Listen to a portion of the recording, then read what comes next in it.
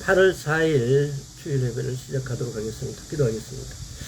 성령님 임하여 주시옵소서. 성령님 임하여 주시옵소서. 아버지 감사합니다. 아버지 감사드립니다. 주님 오심이 너무나 가까운 이때에 우리가 주님 앞에 설 수 있도록 주의 은혜 베풀어 주시옵소서.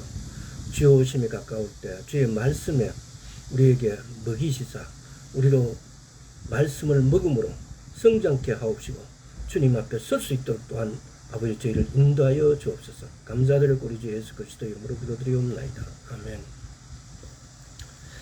8월 4일 벌써 8월달이 되었습니다.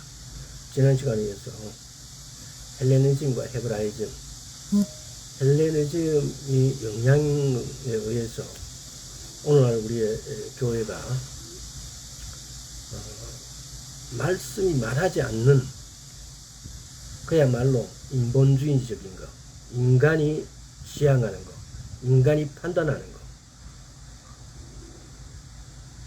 인간에 의해서 새로운 교리가 생겨지고 말씀인 것 같이 보이나 말씀이 아닌 방향으로 교회가 가고 있습니다. 그럼에도 많은 성도들이 그 방향이 옳은지 그른지도 잘 모르고 따라가는 경우가 너무나 많습니다. 그 원인은 아마 여러 가지가 있겠지만은 첫째는 신학적인 가치가 이스라엘이 독립이 되기도 전에 1948년 이전에 학문적으로 이미 완성되어 있어 버렸다는 거고, 두 번째는 예수 그리스도를 믿는 우리 많은 성도들이 말씀을 의지하는 것보다는 자기 목사를 너무 의지한다는 거고, 또 세 번째는 말씀을 읽지 않는 데 있습니다. 네 번째는 그 말씀을 읽었으면은 그 말씀을 묵상을 해야 되는데 그 말씀을 전혀 묵상하지 않습니다. 그래서 그 말씀의 뜻이 또 그 말씀이 지향하는 바를 따라서 우리가 그대로 따라가고 그대로 행해야 됨에도 불구하고 그걸 행하지 않기 때문에 왼쪽 귀로 들어갔다가 오른쪽 귀로 빠져나가 버리는 그 말씀이 우리의 행동 지침이 되고 그것이 우리의 태도가 되어야 되고 그것이 우리 삶이 되어야 되는데 그렇지 못하다는 겁니다. 그래서 오늘 이제 마지막으로 헬레니즘과 헤브라이즘에 대해서 말씀을 나누고 우리가 정말 하나님의 말씀에 따라서 사는 크리스찬이 되어야 된다는 겁니다. 그래서 하나님이 살아계신 하나님이심을 기억하고 이제 곧 오시는 우리 주 예수 그리스도 앞에 선다는 것은 굉장히 중요합니다. 앞에 서지 못하면은 남겨지게 되어집니다. 우리말로는 남은 자라고 했을 때 남겨진 따라지를 말하는 게 아닙니다. The remnant라는 것은 남은 자라는 것은 하나님 앞에 서는 자를 이야기하는 거지. 남은 자, 옛날에 우리 초등학교 때 보면은 나머지 공부한다 그래요. 일정한 테스트를 거쳐서 그 테스트에 통과하지 못하면은 나머지 공부를 해요. 근데 그 남은 자가 되어야 되는 게 아니고 성경이 말하는 남은 자. 자, 헬레니즘은 그 장소가 아테네에서 그 출발점이고 아테네가 그 중심 지역이에요. 헤브라이즘은 예루살렘. 근데 헬레니즘은 인본주의. 반해서 헤브라이즘은 신본주의. 헬레니즘은 인간 중심이고 헤브라이즘은 하나님 중심입니다. 헬레니즘의 중요한 판단이 근거가 된 것은 이성이에요. 헤브라이즘에 우리가 판단하고 따라가야 될 것은 토라. 토라에 대해서도 우리가 오늘 또 간단하게 한번 짚어보고 진행하도록 하겠습니다. 토라는 것은 히브리어로 토라는 좁은 의미로는 모세 오경을 말합니다. 여호수아 23장 6절, 역대하 35장 12절 보면은 모세의 책에서라고 말해요. 그게 뭐냐? 토라를 말합니다. 토라의 원래 뜻은 가르침, 이런 뜻이 있고, 즉 하나님 나라에서 거룩한 백성으로 사는 것에 대한 가르침이에요. 근데 대부분의 사람들은 이걸 반대로 해석하는 경우가 있어요. 좀 예를 들어서 뭐 어쩌면은 어떻게 하면은 좋고 죽고 또 복받고 라는 이런 각도에서 보는 시각도 있다는 겁니다. 그건 잘못된 개념입니다. 가르침이란 것은 하나님 나라에 어떻게 하면 거룩한 백성으로 사는 것에 대한 가르침, 이것이 토라예요. 넓은 의미로는 구약 플러스 신약을 갖다가 우리가 토라라 그래요. 구약은 토라 플러스 네비임, 선지서 플러스 케투빔, 시가서 플러스 브리카다샤, 신약, 이걸 갖다가 넓은 의미에서는 토라라고 말해요. 그래서 토라는 이 토라라는 단어는 야라에서 파생이 했는데, 야라는 던지다, 화살을 쏘다, 지시하다, 가르치다, 이런 뜻이에요. 이게 토라는 것은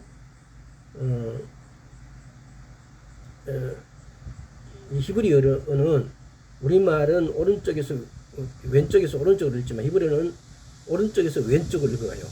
이게 타브, 바브, 레시, 해, 이런 히브리어 네자로 구성되어 있어요. 그것은 보면은 그 히브리어 네자의 뜻을 이렇게 보면은 타브는 십자가를 말하고, 바브는 못을 말하고, 레시는 사람을 말하고, 해는 나타내다, 보다, 이런 뜻이 있어요. 그래서 이걸 직역을 하게 되면은 토라는 십자가에 못 박힌 사람을 나타내는 것, 이런 뜻이 되고, 또 하나의 뜻은 십자가에 못 박힌 사람이 나타내는 것, 이렇게 돼요. 십자가에 못 박힌 사람이 누구예요? 예수 그리스도를 나타내는 것, 예수 그리스도가 나타내는 것. 이게 토라라는 이 단어의 뜻에는 이런 뜻이 있다는 겁니다. 그래서 이게 히브리어가 갖고 있는 이 단어들의 뜻, 게마트리아라는 단어마다에 갖고 있는 숫자의 값. 그래서 이것은 때로는 심오하게 그 민족이 아니면은 해석이 불가할 정도의 어떤 의미를 때로는 갖고 있습니다. 그래서 우리는 어떤 지난 시간에 이야기했듯이 성경을 히브리의 유대인들이 성경을 해석하는 방법은 4가지 기준에 의해서 해석한다고 말씀드렸어요. 페샷, 문자 그대로, 레메즈, 암시하는 거, 데라시는 비유예요, 비유. 그 다음에 소드, 영적으로 해석하는 거. 그러니까 성경의 근간이 되는 것은 문자 그대로가 최우선이에요. 문자 그대로를 딱 박아놓고 도대체 문자 그대로로 번역됐을 때, 해석이 안 되었을 때, 레메즈, 데라시, 소드 방법으로 해석을 해 나간다는 겁니다. 거기에는 또 게마트리아라는 그 숫자 값도 때로는 이렇게 합쳐져서 이 의미를 이렇게 찾아가는 겁니다. 그래서 이런 부분들을 우리가 하나씩 말씀을 나누면서 또 그런 부분을 한번 찾아보도록 하겠습니다.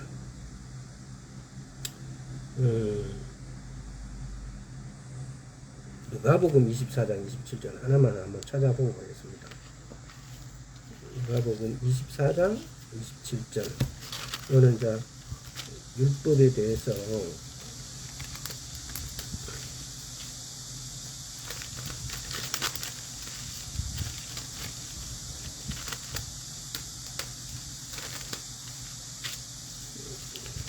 자, 27절.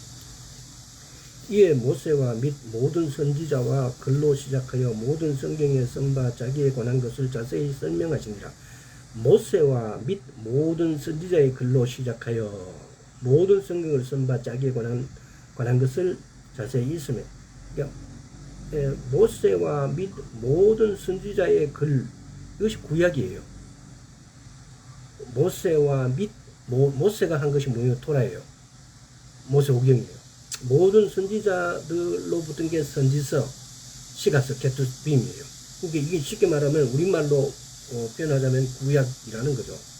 근데 우리가 이렇게 말로는 구약, 신약 이렇게 구분하지만은 이 구약을, 신약을 처음 이렇게 구분한 사람이 누구냐면 말시온이라는 사람이에요. 근데 그 말시온은 그때 당시에 비성경적 사이비로 이렇게 해서 처단을 받아요. 그럼에도 불구하고 성경은 원래 구약과 신약을 이렇게 나눌 수 있는 부분이 아니에요. 성경은 그야말로 하나예요. 근데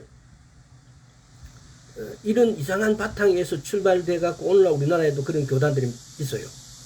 그래서 구약의 하나님보다 신약의 하나님이 더 월등한 하나님이다. 그래서 심지어는 구약은 잘 안 읽어도 된다, 이런 표현도 막 해요. 근데 그렇지가 않아요. 신약의 모든 내용들은 대부분 구약에서 따온 참조 또는 구약의 말씀을 인용했어요.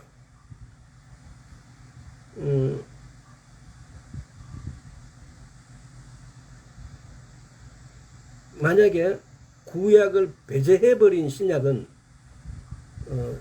사실은 존재할 수가 없어요. 그래서 구약이나 신약 이런 것은 나눌 수 있는 게 아니고 하나인데, 우리는 이걸 오늘날에는 의미상이라기보다는 책이 있으니까 책을 그냥 나누는 식으로만 이렇게 생각하시길 바랍니다. 구약의 하나님과 신약의 하나님이 다르다라고 이야기해요. 어떤 교단에서는 그 자체가 삼위 하나님은 부정하는 게 되어버리고 말도 안 되는 거죠. 그래서 구약과 신약은 하나예요. 신약을 자세히 읽어보면은 거의 모든 신약의 말씀들이 구약에서 인용했어요. 구약을 갖고 와서 설명해요. 이것은 절대로 나눌 수 있는 부분이 아니라는 거예요. 자, 제가 이 말씀을 이렇게 나누다가 관주에 대해서 제가 옛날에 일전에 뭐 비교 관주가 일반 관주가 있고 막 있다고 말씀드렸던 부분이 있는데, 그런 부분이 이렇게 떠올랐어요. 관주에 관한 것도 한번 이렇게 떠올리면서 한번 생각해 보시기 바랍니다. 관주에, 그러니까 이게 뭐냐면 구약과 신약을 나눴다라고 하는 것에 이 우리 성경에 관주가 달린 것은 그 관주를 보면은 구약 어디서 가져왔다, 또는 비교 관주 같은 것도 이거 어떤 것을 비유해 갖고 이렇게 가져왔다, 이런 내용들을 관주 성경에는 그런 것이 이렇게 달려져 있어요. 근데 그런 것을 이렇게 보면은 신약에 있는 대부분의 말씀들이 구약에서 가져왔다는 거예요. 엉뚱한 데서 가져온 게 아니고, 예수님의 지식으로 어떤 새로운 것을 말하는 게 아니고 대부분 구약에서 가져왔다는 겁니다. 우리가 성경을 이렇게 보면은 위경, 외경 등등이 있습니다. 그러나 정경으로, 캐논으로 66권을 정하기 이전에 여호수아라든가 디모데 후서 같은 데 보면은 얀네와 암브레라는 말이 있습니다. 그러니까 이런 성경 외경, 예를 들어서 야사라 책에서도 이런 것들을 가져와서 예를 들었다는 겁니다. 그래서 이런 부분들은 자꾸 이야기가 깊어지니까 그런 부분이 있다라는 사실만 인지하고 다음에 또 그런 부분들이 정확하게 나온 게 있다면은 말씀드리도록 하겠습니다. 자, 어쨌든 3500년 전부터 온 세상에 이미 그때부터 신본주의, 인본주의의 대결 구도 속에 놓였답니다. 아담과 하와가 동산 중앙에 있는 먹지 말라는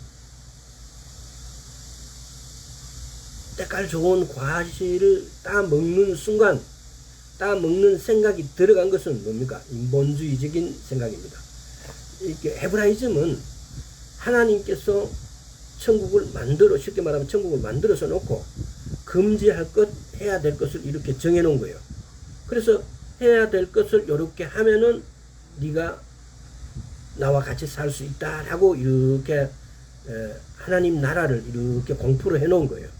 근데 헤브라이즘의 생각, 헬레니즘의 생각은 뭡니까?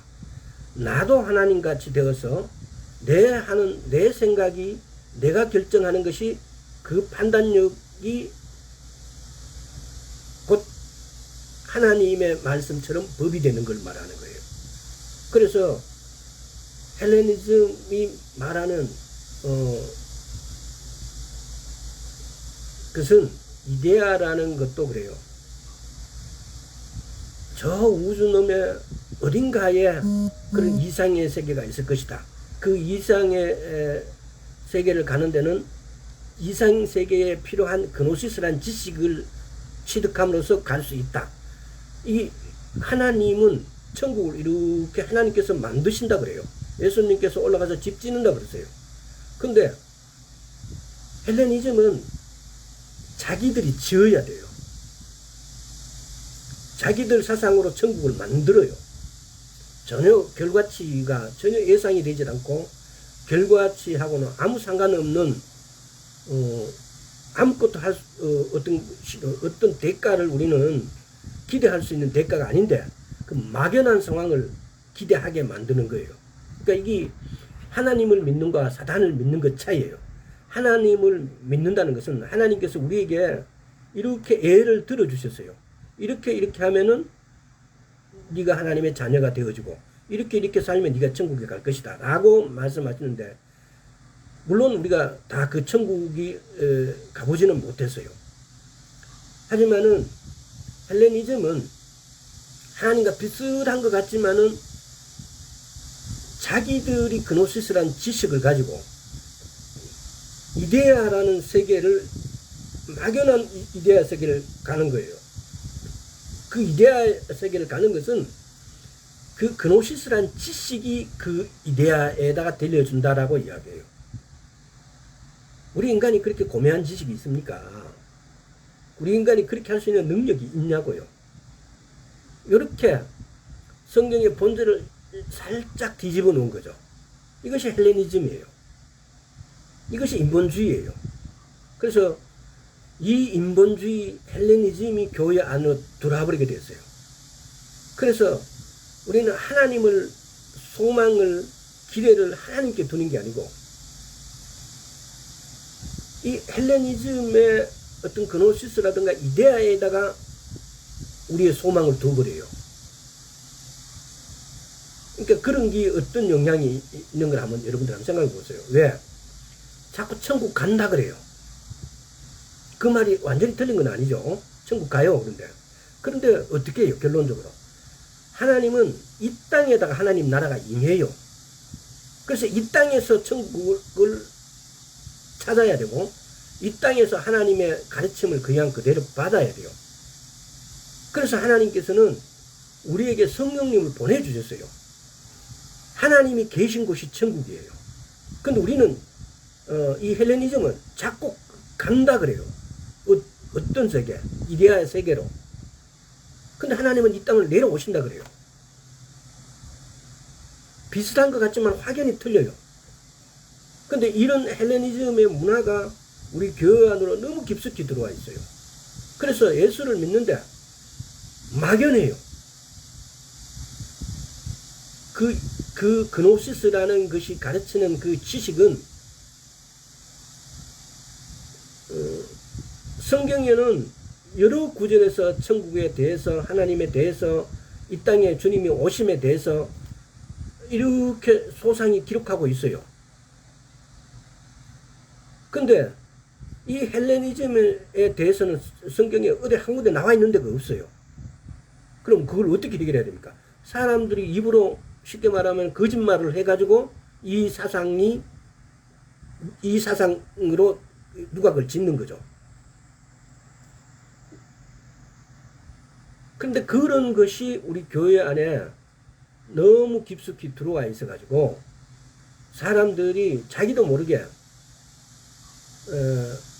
말씀을 의지하는 것보다는 이 헬레니즘의 그노시스를 의지하게 돼버려요. 왜? 목사님들 그렇게 가르치니까. 그러니까 막연한 천국을 상상하고 있고 막연한 천국에 갈 것을 기대하고 있어요. 그래서 그걸 예수를 믿는다라고 자기는 그렇게 믿고 있어요. 그럼 그 믿음은 헛것이 돼요. 성경은 분명히 말하고 있습니다. 믿음은 들음에서, 들음은 그리스도의 말씀으로 말미암는다라고. 로마서 10장 17절입니까? 성경은 그 갈 바를, 지향하는 바를 믿음, 천국에 대해서 정확하게 지침해놨어요. 정확하게 말씀해놨어요. 근데 오늘날 교인들, 우리 예수를 믿는 사람들은, 오늘날 교회는 너무나 이 지침하고 떨어진 어떤 것들을, 막연한 것들을 믿고 있습니다. 천국 간다, 죽으면 천국 간다라고 이렇게 믿고 있어요. 그래서 예수님이 오심이 너무 가까운 이때야 우리가 이 교회 안에 있는, 내 생각 안에 있는 이 헬레니즘의 사고를 과감하게 던져버려야 돼요. 그래서 하나님은 헬라적 인본주의 위에 세워진 열방의 모든 나라들에 맞서 히브리적 신본주의 국가인 이스라엘을 일으켜 그들을 회개케 하시고 구원하고자 하신 것입니다. 왜? 그들을 택하심으로, 그들에게 붙이심으로 하나님은 하나님의 나라를 만들자고 결정하신 거예요. 이 결정은 누가 어떻게 번복할 수 있는 게 아니에요. 근데 우리는 하나님이 선택한 그 이스라엘은 어떻게 했다고요? 너가 십자가에 예수 그리스도를 못 박았으니까 너는 이제 하나님에게서 떨어졌고 이제 우리가 이스라엘이 됐다. 우리가 이제 영적인 이스라엘이다. 이렇게 대체해버려요. 이 대체 신화가 아닙니까? 이게 어디서 왔겠어요? 헬레니즘에서. 모든 나라들이 헬레니즘 인본주의에서 돌이켜 오직 하나님의 명령과 규례와 법도에만 순종하는 히브리적 신본주의 국가들로 변화시키고자 하는 것이 하나님의 계획이에요. 하나님은 이스라엘이라는 나라를 택하시고 그 이스라엘이라는 나라의 모든 열방들을, 창세기 몇 장입니까? 70개 부족으로 이렇게 나눠주고 그 70개 부족을 전체 인류로 이렇게 말씀하고 있어요. 그래서 그 모든 민족, 국가들, 부족들을 이스라엘 나라에 접붙임으로써 하나님 나라를 만드시려고 하는 것이 하나님의 계획이고 하나님의 뜻이에요. 하나님은 이스라엘을 택하시어 구원자이신 예수 그리스도를 보내시어 하나님의 궁극적인 목적은 인간이 하나님을 무시하고 자신의 이성을 따라 스스로 선과 악을 판단하고 결정하는 삶에서 구원받아 오직 하나님의 결정과 판단을 인정하고 오직 그분의 명령과 규례와 법도에만 순종하는 존재로 변화되는 것.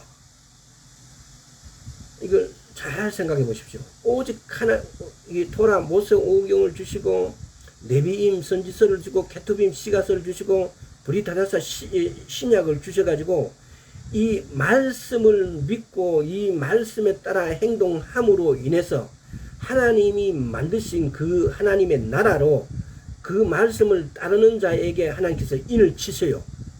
쉽게 말하면 도장을 찍어가지고 그 이마에다 도장을 쾅 찍어갖고 그 사람은 나의 백성이다, 나의 자녀다 라고 하나님은 울타리를 이렇게 치셨고 이 법과 규례로 법도로 이렇게 지정해 놓으셨어요. 말씀하셔서요. 자신의 이성을 쫓아 스스로 하나님의 자리를 차지하는 존재가 아니라 겸손히 하나님 앞에 무릎 꿇고 오직 하나님의 토라에 순종하는 존재가 되는 것이 궁극적인 구원이라고 할 수 있다. 우리 구원은 하나님의 말씀을 쫓아서 말씀에 따라서 그대로 말씀을 지키면서 사는데 우리 구원이 있는 거죠. 인본주의 중심에는 인간의 이성이 있습니다. 인본주의 중심에는 인간의 이성이 있습니다. 헬라적 인본주의는 모든 것이 판단 기준을 인간의 이성에다가 둡니다. 논리와 이성적인 사고를 통해 합리적인 것과 불합리적인 것, 받아들일 것과 거부할 것, 옳은 것과 그런 것을 인간 스스로 결정합니다. 따라서 인간이 왕이며 하나님과 같은 위치를 차지하고 있는 거죠. 이성 중심의 사상은 고대 그리스 철학자들로부터 비롯되었고 근대에 이르러서는 경험주의, 합리주의, 실용주의를 통해서 계승 발전되고 있습니다. 그래서 우리는 오늘날 보면은 대학 시험에도 논술 이렇게 해서 이성적 판단 또는 경험주의, 합리주의 이런 걸 이렇게 강조하고 있지 않습니까? 그래서 이 세상의 나라는 경험주의, 실용주의, 합리주의의 이런 이성 중심적인 이런 사고에 모든 이렇게 갖춰져 있어요. 이 모든 이성적인 사고가 나라의 기둥이 돼서 세워지고 있어요. 우리나라만 그런 게 아니잖아요. 그래서 오늘날의 그 폐해를 우리는 보잖아요. 왜? 이성, 합리, 경험주의에 의해서 대학 입시가 치러져요. 그리고 학교 다닐 때는 저희가 학교 다닐 때 보면 그래요. 공부 잘하고 서울대 법대 간다 이렇게 했더니 그 애들은 노는 시간도 오줌 사는 것도 오줌도 안 사는 것 같아요. 하루 종일 의자에 앉아 있어요. 그리고 몸은 신체는 아주 대부분이 보면은 바람 불면 넘어질 것 같은 그런 약한 신체기죠. 근데 그렇게 사고를 가지고 공부를 해서 예를 들어서 서울대 법대를 나와서 판사, 검사가 되면 그때부터는 애가 확 달라져요. 그동안 숨겨놓았던 어떤 자기들의 사고가 이상한 방향으로 분출해요. 오늘날 우리 대한민국의 특히 검사들이 그런 것을 그대로 갖고 있어요. 몇십 년 동안 오직 공부만 하고 다른 데서는 별로 두각을 나타내지 못했던 이런 것들이 그 고등고시를 패스하는 순간 온 세상이 자기 거예요. 그런 편협된 사고로 그 편협된 사고에 취해서 모든 결정을 자기들이 하니까 그 올정이 그런지 옳은 건지 나쁜 건지에 대해서도 그 고등고시를 패스하는 순간 그 법이 자기들을 그렇게 그야말로 철갑탄이 되어서 자기들을 보호해 주니까 그래서 거기서 거짓말하고 옳지 않는 것을 추구해도 아무도 간섭하지 못하니까 오늘날 대한민국 검사가 이런 부정부패를 지금 저지르고 있는 거예요. 그러니까 다른 사람 말을 듣고 다른 사람하고 흔히들 말하잖아요. 요즘 청문회 같은 데 보면 공감의식이 없다고. 공감대가 형성되지 않아요. 그 사람들은. 자기 생각밖에 안 해요. 사회성이 완전히 부족한 거죠. 그런 사람들이 법에 의해서 판단하고 예를 들어서 다루니까 피해를 보는 사람이 너무 많다는 겁니다. 이것이 인간이 다스리는 나라예요. 현대 서구의 사상적 뿌리는 고대 그리스 철학 사상, 즉 헬레니즘이라고 우리가 할 수 있습니다. 이 헬레니즘이에요. 이게 이렇게 된 것이 헬레니즘이 이 세상을 뿌리 잡고 뿌리 받고 있으니까 오늘날 이 헬레니즘의 사상이 모든 사회, 모든 정치, 모든 사회적 구조에서 이 헬레니즘 사상에 의해서 뿌리받고 여기에서 모든 권력이 나오다 보니까 당연히 그쪽으로 모든 것이 흡수돼요. 그러면은 세상만 그러면 그 괜찮은데 교회도 그 권력이 전부 다 흡수돼 버리고 또 교회도 그 방향을 추구하고 있어요. 하나님의 말씀을 추구하고 하나님께서 가르치는 어떤 것을 추구하고 따라가는 게 아니고 교회도 그 방향으로 따라가고 있다고요. 그래서 만약에 예수님께서 오늘이라도 오시게 되어지면은 이 헬레니즘에 물들어진 교회가 하나님 앞에 설 수 있느냐? 설 수 없다고 봐요. 왜? 하나님 말씀을 어겨버리고 하나님 말씀과 반대적인 방향을 지향하고 반대 방향으로 달려갔는데 어떻게 하나님 앞에 설 수 있겠냐 이거예요. 그러면 헬레니즘은 인본주의고 헤브라이즘은 신본주의고 그래서 하나님 중심적으로 사고하고 하나님 명령과 규례와 법도를 중요시하는 이 헤브라이즘 신본주의 그분이 왕이고 그분이 판단하고 그분이 결정해요. 우리는 그걸 따르는 자예요. 인간인 우리가 이성의 판단력으로 결정하고 판단하는 것이 아니고 하나님께서 판단하고 결정하고 그분의 명령과 규례와 법도를 따르는 것이 이게 신본주의예요. 이게 헤브라이즘이에요. 그럼 그분의 법도와 명령과 규례는 뭐예요? 그분의 말씀이에요. 그분의 말씀이 기록되어 있는데요. 근데 그분의 말씀하고 상관없는 이 헬레니즘의 사고와 어떤 것들이 교회 안에 이미 너무 왕성하게 자라버렸어요. 그래서 많은 교인들이 성경을 읽지 않아요. 그래서 성경의 내용이 무슨 내용인지 뭘 하라는 건지에 대해서 하지 않아요. 옳게 살고 똑바로 살면 된다고 그래요. 가장 간단한 예를 들자면 그래요. 창세기 1장에 첫째 날, 둘째 날, 셋째 날, 쭉 일곱째 날. 일곱째 날 안식하니라. 일곱째 날 안식하는 이유는 첫째 날부터 여섯째 날까지의 창조가 있기 때문에 안식하는 거예요. 근데 이 창조가 없는 안식은 안식해야 될 이유가 없는 거예요. 그래서 하나님께서는 그 날짜를 지키는 것은 너무 당연해요. 근데 우리는 어느 순간 일요일을 그것도 우리 역사에 다 나와 있어요. 321년에 로마의 황제가 일요일 휴식령을 내려요. 그러다가 조금 더 이렇게 세월이 지나가다가 363년에 라오디기아 공의회에서 일요일을 주일로 바꾸고 이때 우리 예배 드리자고 이렇게 선포를 해요. 근데 그때부터 일요일이 우리 주일이 된 거예요. 안식일을 이꼬르 주일로 바꿔버리고 일곱째 날이 안식일인데 첫째 날로 바꿔버리고 근데 오늘날 너무나 많은 목사님들이 주일날 안식일이 너무나 타당하다고 당위성을 주장을 해요.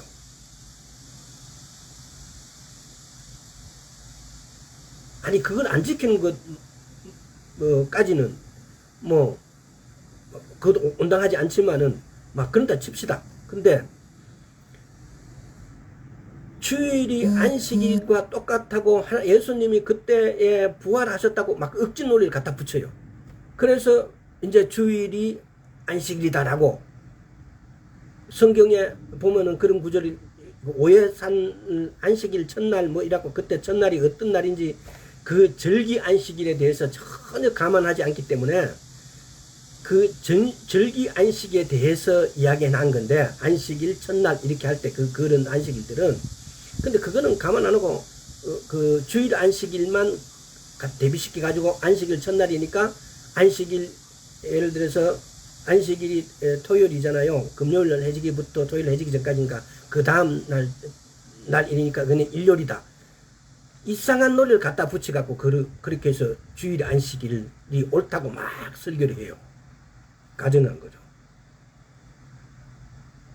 아닌 것을 기다고 하는 것이 모르면 가만히 있는 것보다 더 가정해요. 그러니까 이렇게 하나님의 법과 명령을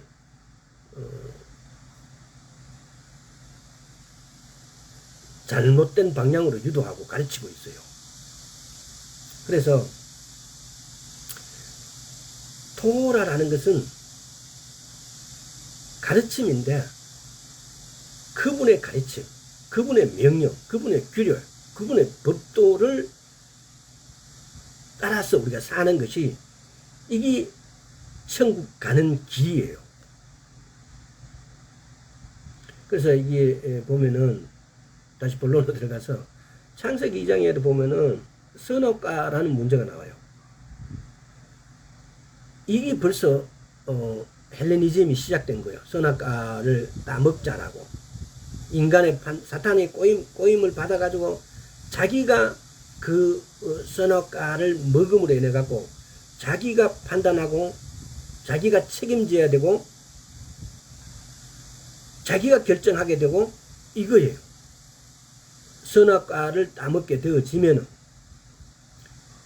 에덴 동산에서의 헬레니즘과 헤브라이즘은 선악과의 지식나무의 열매를 따먹었다는 것은 무엇이 선이고 악인지에 대해 하나님의 판단해 주시고 하나님이 가르쳐 주신 지식이 아니라 인간 자신이 독자적으로 무엇이 선이고 무엇이 악인지에 대한 판단을 스스로 하고 또 그러한 지식을 추구하고자 시도했던 겁니다. 이것이 인간이 아담인데 가서 나중에 가서 물어보십시오. 저는 그냥 단순히 그냥 하와가 자꾸 권하고 막 이렇게 하길래 따라했다라고 할 겁니다. 그러나 그 단순하게 따라한 그 뒷 배경에는 욕심. 나도 판단하고 나도 결정하면 되지 왜 내가 따라야 되느냐라는 거죠. 도저히 내에서는 안 되는 욕심. 인간이 더 이상 하나님의 결정과 판단 혹은 하나님의 명령과 규례의 법도를 따르지 않고 자신의 이성적인 판단에 의해 스스로 선과 악에 대한 판단을 내리고 그렇게 습득된 지식을 추구하고 모든 것을 독자적으로 결정하는 삶의 방향을 선택했음을 의미하는 거죠. 이것이 뭡니까? 인본주의예요. 자기가 선택하고 자기가 판단하는 인본주의. 하나님께서는 자신의 영원한 생명을 주고자 하셨다. 그러나 인간은 스스로의 길을 택했다. 이것은 반역이에요. 반역. 그래서 반드시 죽으리라고 경고하셨습니다. 잠언 3장을 한번 보겠습니다. 시편 다음에 잠언 3장 18절. 지혜는 그 얻은 자에게 생명나무라. 지혜를 가진 자는 복되도다. 지혜는 생명나무라 그래요. 지혜는 나중에 이렇게 묵상을 해보세요. 지혜 이꼬르 하나님 아들, 하나님의 아들 이꼬르 토라, 토라 이꼬르 생명나무. 이런 것이 전부 다 이렇게 일직선상에 있어요. 자, 지혜 이꼬르 하나님의 아들, 하나님의 아들 이꼬르 토라, 토라 이꼬르 생명나무예요. 이거는 기억을 해 놓으십시오. 따라서 히브리 관점에서 에덴 동산의 생명나무 이꼬르 토라예요. 따라서 토라를 듣고 토라에 따라 모든 것을 바라고 결정하는 것. 이게 헤브라이즘이에요. 이거는 생명나무의 열매를 먹는 거예요. 다시 한번 말씀드립니다. 토라를 듣고 토라에 따라서 모든 것을 바라고 결정하는 것. 더 간단하게 말씀드리면 말씀을 묻고 말씀에 따라서 행동하고 말씀을 바라고 이것이 헤브라이즘이에요. 이것이 생명나무예요. 우리는 지식의 나무와 생명의 나무가 있다면은 지식의 나무를 먹었을 때는 쉽게 말하면 지옥이에요. 근데 생명의 나무를 먹었을 때는 우리가 천국을 하나님께로 간다는 거죠. 이 생명의 나무 이꼬르 토라라 이 말이에요. 우리가 생명나무를 어떻게 그러면 저 생명나무를 나는 먹지? 내가 이 말씀을 먹음으로써 에스겔에서는 이 창자에 채우라 그래요. 에스겔서 2장입니까? 이 하나님의 말씀을 이 창자에 채우라 그래요. 이게 생명나무예요. 창세기와 계시록과 에스겔서를 이렇게 합쳐지면은 이 생명나무 이꼬로 토라고, 이 토라 이꼬로 천국이고, 이게 전부 다 일직선, 이게 지금 뭡니까? 헤브라이즘이에요. 헤브라이즘의 사고, 헤브라이즘의 방식은 이렇게 일직선으로 이렇게 그릴 수 있다는 겁니다. 생명나무의 길 이꼬로 토라, 토라 이꼬로 헤브라이즘. 우리는 이 헬레니즘과 헤브라이즘을 가지고 이렇게 공부하면서, 아, 이게 성경 창세기에서 생명나무와 예를 들어서 지식의 나무가 있는데, 이 생명나무의 길을 우리는 선택해야 된다. 이 생명나무 이꼬로 토라예요. 이꼬로 말씀이, 토라 이꼬로 모세오경 플러스 네비임 플러스 케투빔 플러스 브리타다샤, 선지서 플러스 시가서 플러스 신약, 여기까지가 전부 다 토라예요. 이것을 먹는 것이 내가 생명나무를 먹는 게, 생명나무의 열매를 먹는 거예요. 이것이 곧 뭡니까? 천국. 이것이 곧 헤브라이즘을 말한다 이 말입니다. 따라서 생명나무의 길은 헤브라이즘의 길이고, 지식나무의 길은 인본주의의 길이에요. 인본주의가 뭡니까? 인간은 자신의 이성적 판단에 의해 모든 것을 판단하고 결정하고 또 그렇게 행동하는 생활 방식이에요. 신본주의는 뭡니까? 하나님의 말씀에 따라서 우리가 판단하고 결정하고, 하나님의 말씀에 따라 우리가 행동하고, 하나님의 말씀을 먹고 사는 길. 이게 생명나무의 길이고, 생명나무를 우리가 먹는 거고, 이것이 토라를 먹는 거고, 이게 곧 헤브라이즘이라 이 말입니다. 에덴 동산에서 생명의 길과 사망의 길이 있고, 헤브라이즘과 헬레니즘이 있고, 신본주의와 인본주의가 있고, 충성과 순종의 길이 있고, 반역과 불순종의 길이 있는 겁니다. 이 반역과 불순종에 있는 이 사망의 길, 헬레니즘의 길, 인본주의의 길, 오늘날 우리 교회에서 과연 말씀을 전하시는 분들이, 또는 그 말씀을 먹고 스스로 성경을 보고 그 성경을 해석하는 분들이 이 헬레니즘에 빠져 있지는 않는지, 이 헬레니즘 방식으로 말씀을 먹고 소화시키고 있지는 않는지, 이 헬레니즘 방식에 의해서 성경을 먹고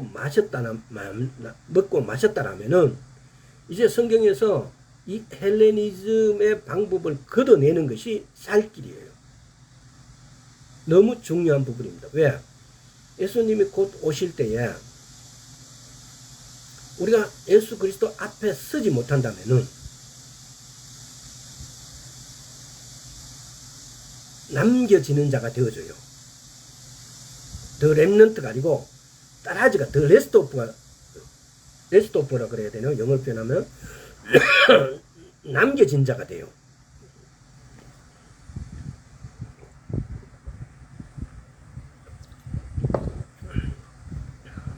남은 자에 대해서 말씀을 몇 번 안 했기 때문에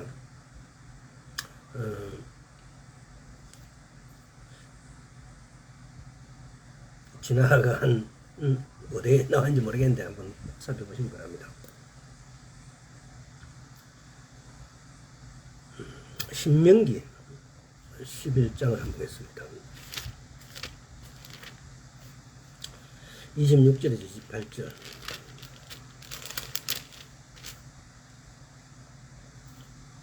내가 오늘날 복과 저주를 너희 앞에 두라니 너희가 만일 내가 오늘날 너희에게 명하는 너희 하나님 여호와의 명령을 들으면 복이 될 것이요, 너희가 만일 내가 오늘날 너희에게 명하는 도에서 돌이켜 떠나 너희 하나님 여호와의 명령을 듣지 아니하고 본래 알지 못하던 다른 신들을 쫓으면 저주를 받으리라.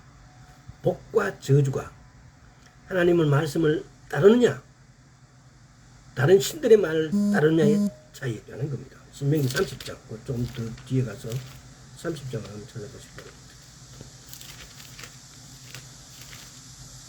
자, 신명기 30장 19절에서 20절. 내가 오늘날 천지를 불러서 너희에게 증거를 삼느라.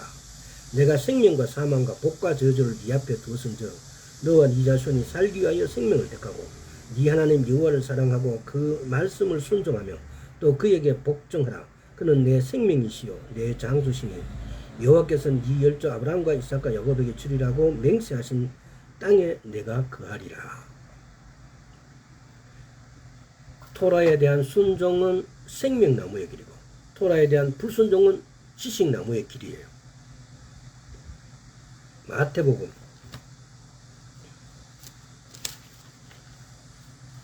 3장 2절 회개하라 천국이 가까웠니라 하셨으니 또 4장에도 보면은 4장 17절에도 이때부터 예수께서 비로소 전파에 가르치되 회개하라 천국이 가까이 왔느니라 하십니다. 회개하라 천국이 가까이 왔느니라의 이 뜻이 뭔지 우리 한번 생각해 봅시다. 에덴 동산에 돌아갈 때가 가까이 왔다. 너희가 다시 에덴 동산으로 돌아가게 하기 위해 메시아께서 오셨다. 그러나 너희가 토라에 완전히 순종하는 삶으로 돌아가지 않으면 결단코 에덴 동산으로 돌아갈 수 없다. 그러므로 회개하여 토라에 순종하는 삶으로 돌아가라. 이 회개하라 천국이 가까이 왔다. 이 말씀 안에는 이런 뜻이 1차적으로 강하게 포함되어 있는 거죠. 에덴 동산, 예수님이 처음 오셔갖고 한 소리예요. 회개하라 천국이 가까이 왔다 그래요. 우리는 그냥 회개는 내가 지은 죄를 물론 회개하는 그런 정도의 차원을 먼저 늘들 다들 그렇게 생각을 해요. 회개하라 그러면은 내가 가서 내가 훔친 것도 없고 뭐 한 것도 없는데 내가 누구인데 혹시 뭐 잘못했는가, 혹시 또 내가 뭐 이렇게 했는가, 이 정도로 생각하는데 그게 아니고요. 헬레니즘에 빠진 내 사고가, 내 믿음이 빠져 있었다면은 이것이 가장 큰 죄라는 거예요. 왜? 예수님께서는 성경 말씀은 죄를 뭐랍니까? 믿지 않는 것이 죄라 그래요. 우리는 흔히들 보면 인간 사회적으로 예를 들어서 살인을 한 자, 강간한 자, 뭐 기타 등등등 이런 죄들을 큰 죄로, 그게 죄가 아니라는 게 아니에요. 그게 큰 죄 맞아요. 그런데 성경적으로 가장 큰 죄는 믿지 않는 죄예요. 그래서 믿지 않는 죄를 범하지 않도록 회개하라고 했을 때 우리는 회개를 토라의 하나님 말씀에 순종하느냐 순종하지 않는 죄를 먼저 돌아봐야 된다는 겁니다. 그러니까 하나님 말씀에 순종하지 않는 자는 결단코 천국에 들어갈 수가 없다는 거예요. 그래서 우리가 회개한다는 것은 토라에 순종하지 않는 어떤 태도나 어떤 것들을 회개하고 말씀에 순종하는 것, 이것이 첫째라는 거예요. 그래서 그렇다면은 우리가 에덴 동산의 생명나무, 즉 에덴 동산에 돌아갈 자가 누군지, 계시록은 그런 자를 뭐라고 하는지 한번 보겠습니다. 계시록은 그들을 신부라 그래요. 신부. 계시록 14장 한번 보겠습니다.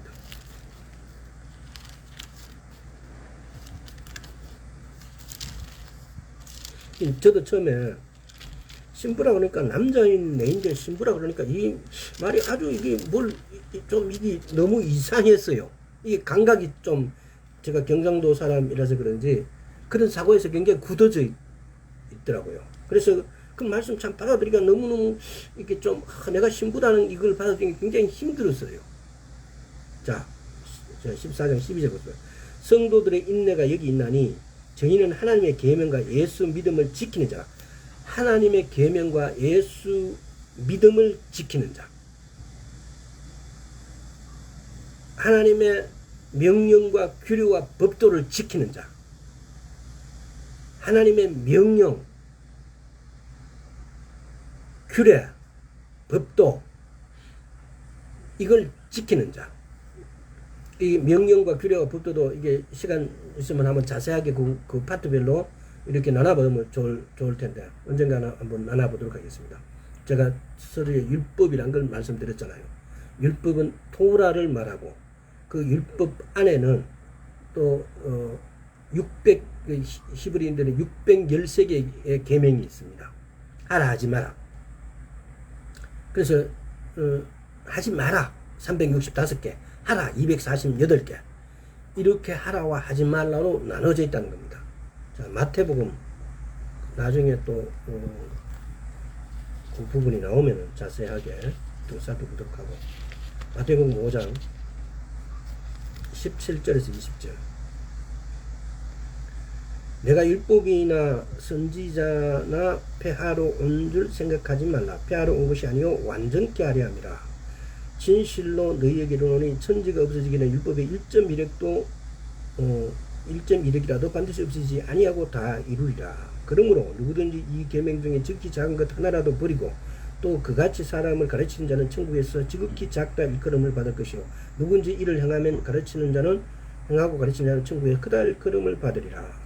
내가 너희에게 이르노니 너희 의가 서기관과 바리새인보다 더 낫지 못하면 결단코 천국에 들어가지 못하리라. 율법이나 선지자나 할 때 이게 지금 이 말은 거의 히브리인들에게는 관용구로 쓰여져 있는 거예요. 율법 선지자라면 구약을 말해요. 율법이나 선지자나 폐하러 온다. 이거 폐하다 이 말은 지난 시간에 언젠가도 말씀드렸던 것 같은데 잘못 해석한 거, 그리고 완전케 하다 이 말은 온전한 해석, 우리말로 이게 올바로 번역하면 그런 의미예요. 그리고 또 그 밑에 보면 진실로 너에게 이르노니 천지가 없어지기는 율법의 1.1획이라고.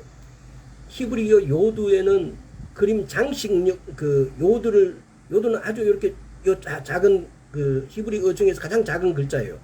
근데 그걸 장식용으로 이렇게 보면 막 꼬리 같은 게 이렇게 막 달려져 있어요. 그 작은 가장 글자의 장식용으로 조그만하게 그려져 있는 그런 것을 1.1획이라고 표현해 놓은 거예요, 지금. 그러니까 그 요두의 가장 작은 장식하기 위해서, 글자를 장식하기 위해서 이렇게 좀 더 이렇게 덧붙여난 그 작은 것보다도 율법의 1.1획이라는 말은 그런 거예요. 그래서 나중에 이 부분도 더 자세하게 아마 제가 그림으로 이렇게 보여주고 이렇게 하면 좋을 텐데, 하여튼 그렇다는 것만 기억하시고 말씀을 올바르게 이해하시면 좋겠습니다. 또 요한복음 14장 시간이 오늘 조금 빠르네, 그죠? 요한복음 14장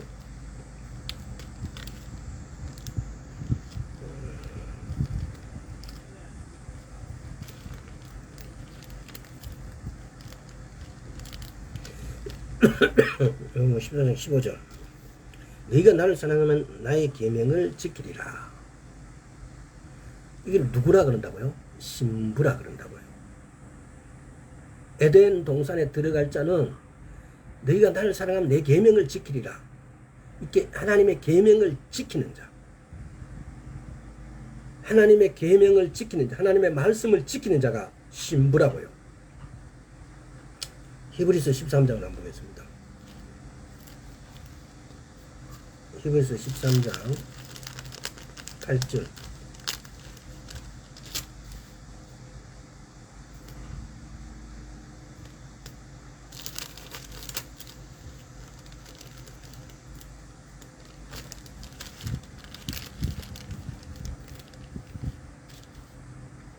예수 그리스도는 이제는 어제나 오늘이나 영원토록 동일하시니라. 예수 그리스도는 어제나 오늘이나 영원토록 동일하시다고요. 이 영원토록 변함없는 진리, 참 하나님이신 이분, 에무트라는 진리, 하나님의 말씀은 어제나 오늘이나 동일하시다고요. 자, 마지막으로 계시록 21장을 한번 보겠습니다. 자, 계시록 21장 3절에서 4절. 내가 드니니 보좌의 큰 음성이 나서 가로되 보라 하나님의 장막이 사람과 함께 있음에 하나님이 저희와 함께 거하시리니 저희는 하나님의 백성이 되고 하나님은 친히 저희와 함께 계셔서 모든 눈물을 그 눈에서 씻기시며 다시 사망이 없고 애통하는 것이나 곡하는 것이나 아픈 것이 다시 있지 아니하리니 처음 것들이 다 지나갔으니라. 자, 21절 7절 8절도 보겠습니다. 이기는 자는 이것들을 유업으로 얻으리라. 나는 저의 하나님이 되고 그는 내 아들이 되리라. 그러나 두려워한 자들과 믿지 않은 자들과 흉악한 자들과 살인한 자들과 행음한 자들과 술객들과 우상숭배자들과 모든 거짓말하는 자들은 불과 유황으로 타는 못에 참여하리니 이것이 둘째 사망이라. 두려워하는 자들. 이게 나중에 언젠가 설명할 기회가 있을 겁니다. 두려워하는 자가 엄청 하나님께서는 왜 두려워하는가? 이 부분 나중에 한번 언젠가 설명할 기회가 있으리라 생각합니다. 자, 22장 1절에서 5절까지 읽고 오늘 말씀은 마지막으로 하겠습니다. 또 제가 수정같이 맑은 생명수의 강을 내게 보이니 하나님과 및 어린 양의 보좌로부터 나서 길 가운데로 흐르더라. 강 좌우에 생명나무가 있어 12가지 실과를 맺히되 달마다 그 실과를 맺히고 그 나무 잎사귀들은 만국을 소성하기 위하여였더라. 다시 저주가 없으며 하나님과 그 어린 양의 보좌가 그 가운데 있으리니 그의 종들이 그를 섬기며 그의 얼굴을 볼 터이요 그의 이름도 저의 이마에 있으리라. 다시 밤이 없겠고 등불과 햇불이 쓸데없으니 이는 주 하나님이 저희에게 비치심이라. 저희가 세세토록 왕노릇하리로다. 생명나무의 길에 서는 자, 토라의 길에 서는 자, 헤브라이즘의 길에 서는 자, 곧 22장 1절부터 5절까지의 에덴 동산의 삶으로 살아간다는 이 말입니다. 누가 천국에 가느냐? 누가 22장 1절에서 5절 같은 삶을 살 수 있는가? 헤브라이즘의 길을 선택하는 자, 생명나무의 열매를 먹는 자, 이거로 토라를 하나님의 말씀을 먹는 자입니다. 그래서 우리 가운데 헤브라이즘이 아닌 헬레니즘의 성향이 있는 것들을 우리는 과감하게 도려내야 됩니다. 나도 모르게 우리 신앙 속에 들어온 너무나 많은 헬레니즘의 요소들. 저도 옛날에 다른 교회를 다니면서 성경을 말씀을 보는데 가장 중요한 관점 중에 하나가 뭐냐? 절기 중에서 안식일 절기 이외에 7절기의 개념을 빠뜨려 버리면요, 성경이 쉽게 말하면 아무 의미가 없는, 뼈대가 없는 것 같아요. 그 7절기의 절기 안식일을 성경에다 딱 추가하게 되어지면은 성경은 너무나 선명해집니다. 그래서 제가 7안식일에 대한, 절기 안식일에 대한 책을 요 근래는 너무나 많이 나와 있습니다. 제가 처음 한 20년 전쯤에는 그런 책을 사볼래도 별로 없었어요. 근데 근래에 나오는 메시아닉 계통의 교단들에서는 그쪽 책들이 엄청나게 나와 있어서 여러분들이 그 7절기 안식일이 성경에다가 가미를 시켜주면은 주님 오심이 바로 보입니다. 주님 오심이 느껴집니다. 주님 오심에 기대되어집니다. 이것이 예수 그리스도를 믿는 아주 근본적인 목적이에요. 근데 우리 교회에서는 이 절기 안식일을 배제함으로 거기다가 크리스마스 뭐 이런 이상한